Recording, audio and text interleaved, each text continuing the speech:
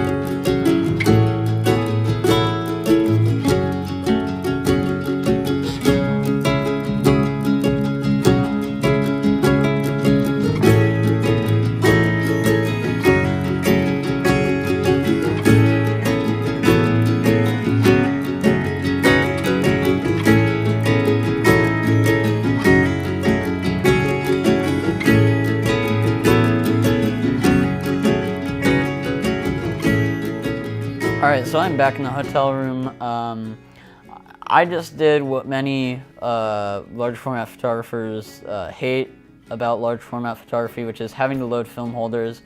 When you're a landscape photographer and you do large format photography, basically when you shoot all your film for the day, you have to reload your film holders. You also have to unload film out of your film holders. Now, one of the things that I think is a bit overlooked in videos aimed towards beginners, or maybe I just missed it somehow, is when you're starting out, you need some way to store your already exposed film so that you can load new film into the film holders. And all I found online really was that people have a bunch of empty film boxes, and that's what they use to store their already exposed film. Obviously, if you're a beginner, you're not going to be able to have that unless you buy them off of someone who has empty boxes. So what I did was, I kind of have my own method here. Got one small box. That goes in the bigger box, upside down. I got this stuff at Michael's. And then close that off. And I think that should seal it pretty well. Now in terms of the film I just shot, that was Ektar 100. One thing about Ektar 100 is that it's really good for shooting high contrast scenes since it's a color negative film. That scene, it didn't have too much contrast. I think it had about 3 or 4 stops of range. So I really hope that turned out well. But one of the things that I saw in one of Ben Horn's videos is that you don't want the shadows for Ektar 100 to get too dark, or else that will make your negative thin. So I overexposed by 1 stop, and I really hope it worked out, because that kind of was a long exposure. That was like 14 minutes, so I really hope I didn't mess up. And obviously you guys just saw how those shots turned out, and I'll have to wait a couple weeks. But yeah, I'm going to head out to a Waterfall location tomorrow, expose some black and white and color film, and I hope you guys enjoy that part of the video.